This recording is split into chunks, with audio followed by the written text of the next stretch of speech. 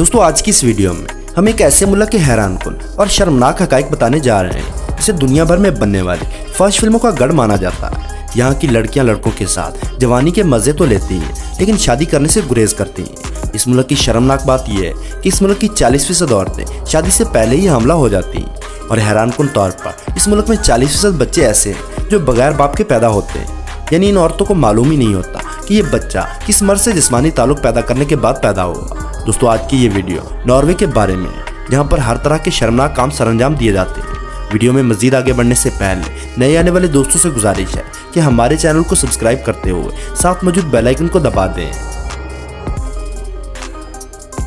दोस्तों आपको ये जानकर हैरानी होगी कि इस मुल्क में इस कदर पोर्न मूवीज बनाई जाती हैं कि यहाँ मौजूदा वक्त में तकरीबन 5000 पोर्न वेबसाइट काम कर रही हैं जो पूरी दुनिया में देखी जाती है और ये मुल्क इन वेबसाइट से सालाना $10 बिलियन कमाता है। नॉर्वे की एक और हैरान कर देने वाली बात यह है कि इस मुल्क में इतने शादीशुदा लोग नहीं रहते जितने कंवारे फिर रहे हैं। यानी लोग शादियां कम करते हैं और शादी के बगैर जिनसे ताल्लुकात ज़्यादा बनाते हैं। इस छोटे से मुल्क के बारे में एक और शर्मनाक बात यह है कि यहाँ की लड़कियाँ बहुत ही ज़्यादा खूबसूरत और बोल्ड होती हैं और उनके नज़दीक किसी भी गैर मर्द के साथ जिस्मानी ताल्लुकात बनाना बहुत ही आम बात है। यहाँ की लड़कियों से अगर कोई दोस्ती कर ले तो वो फ़ौरन उसके साथ हर तरह के जायज़ और नाजायज़ रिलेशन में आने के लिए तैयार हो जाती हैं और यही वजह है कि यहाँ की लड़कियाँ जिनसे ताल्लुकात तो बनाना चाहती हैं लेकिन शादी नहीं करना चाहती। दोस्तों इससे ज़्यादा हैरानकुन और शर्मनाक बात यह है कि नॉर्वे में बहुत सी खवातीन ऐसी हैं जो सिर्फ जिनसी ताल्लुक बनाने के लिए कुछ दिनों या महीनों के लिए शादी करती हैं और फिर इसके बाद तलाक दे दी जाती है। यही वजह है कि इस मुल्क में डाइवोर्स की शरह सबसे ज़्यादा है।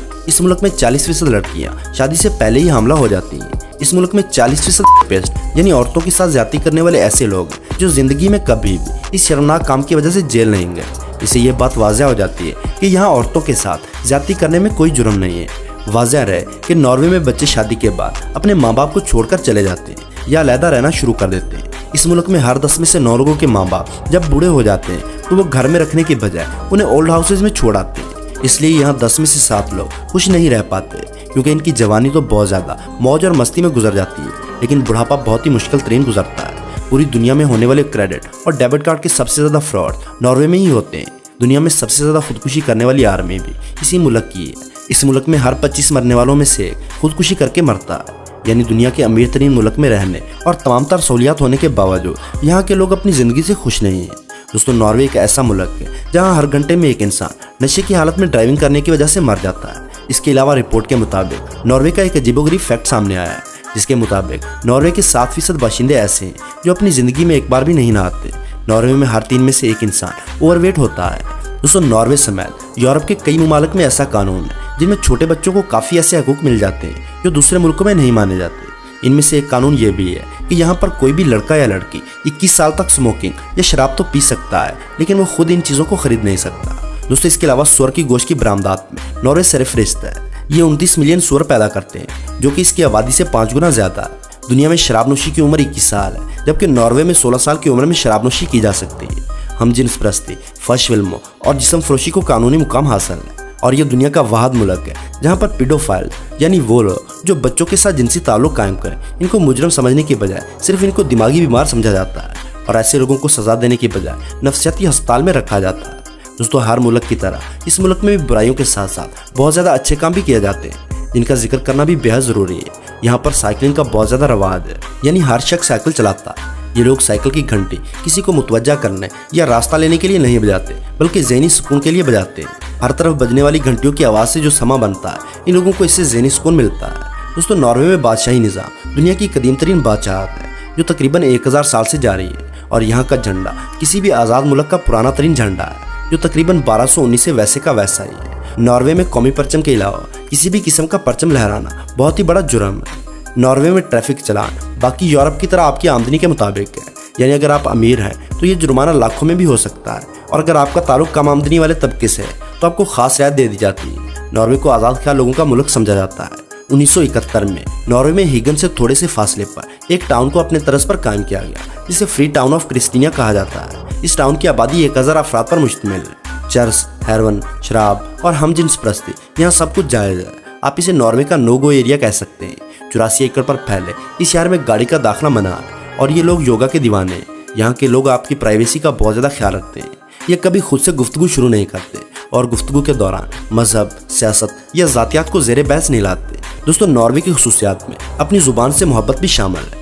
नॉर्वे के 86% लोग इंग्लिश ज़ुबान जानते हैं, लेकिन शॉपिंग मॉल से लेकर यूनिवर्सिटी और ट्रैफिक साइन से लेकर बिल बोर्ड्स तक ये सिर्फ नॉर्वेजियन ज़ुबान इस्तेमाल करते हैं। दोस्तों, मादरी ज़ुबान हमारी लाशौरी ज़ुबान होती है जिसमें हम सोचते हैं, मगर अफसोस कि मादरी ज़ुबान से राब्ता काट कर अंग्रेज़ी पर भरोसा करने का जुर्म सिर्फ पाकिस्तान में ही होता है। अगर गौर किया जाए तो मशरक़ में ख़ानदानी निज़ाम कायम है और मगरब में बिल्कुल भी ऐसा नहीं। इसके बावजूद वहाँ इंसान बन रहे हैं और हमारे यहाँ ये सिलसिला अब रुक चुका है। इसकी बड़ी वजह ये समझ आती है कि वहाँ हुकूमत ने माँ का किरदार संभाल लिया है और यहाँ वालिदैन ने बच्चों को टेलीविज़न, मोबाइल फ़ोन और सोशल मीडिया के सहारे पर छोड़ दिया है। नॉर्वे में हर शख्स की बेरोज़गारी पर इंश्योरेंस भी होती है। अगर आपकी नौकरी चली जाए तो इंश्योरेंस कंपनी आपको 10 से 12 हज़ार रुपये माहाना तनख्वाह देंगी, जो कि 2 से 2.5 लाख पाकिस्तानी रुपए बनते हैं। ये पैसे 2 साल तक आपको दिए जाते हैं ताकि तब तक आप कोई और नौकरी ढूंढ लें और आपका म्यारी ज़िंदगी गिना ना पाए। इसके अलावा सेहत और तालीम तो वहाँ वैसे ही बिल्कुल मुफ्त है। इसके अलावा अगर आपको आपकी फील्ड में जॉब नहीं मिलती तो हुकूमत आपको दूसरा कोर्स करने के पैसे अलग से देगी ताकि आप नई टेक्नोलॉजी से मुज़य्यन होकर फिर से नौकरी के काबिल हो सकें, क्योंकि मुआशरा इस इंसान को अच्छा नहीं समझता जो काम ना करता। लेकिन इसके लिए वहाँ की हुकूमत नौजवानों को मुख्तलिफ मौके फराहम करती है। नॉर्वे में तकरीबन 32,000 से ज़्यादा पाकिस्तानी निजात नॉर्वेजियन शहरी मौजूद और ये लोग इस मुल्क की आबादी का 12% हिस्सा है। नॉर्वे में आकर बसने वालों में ये आबादी तीसरे नंबर पर आती है। डेली मेल की रिपोर्ट के मुताबिक नॉर्वे में पाकिस्तानियों की तादाद सबसे ज़्यादा है। पिछले 30 वर्षों से पाकिस्तानी नॉर्वे की सबसे बड़ी गैर मगरबी इकलियत है। यहाँ तक कि नॉर्वे में एक इलाके को लिटिल पाकिस्तान भी कहा जाता है। दोस्तों, ये एक नई पेशरफ्त है कि इंतहाई शुमाली यूरोप के इलाकों में इतनी बड़ी तादाद में मुसलमान आबाद हैं। इस आबादी के लिए वहाँ पर 100 से ज़्यादा मसाजिद हैं जहाँ मुसलमान बाजमात नमाज अदा करते हैं और अपनी मजहबी इबादत करते हैं। तो दोस्तों, आज की वीडियो में बस इतना है। वीडियो पसंद आने की सूरत में लाइक और दोस्तों के साथ शेयर करना ना भूलें और ऐसी ही इंटरेस्टिंग वीडियोस देखने के लिए हमारे चैनल को सब्सक्राइब करते हुए साथ मौजूद बेल आइकन को दबा दें।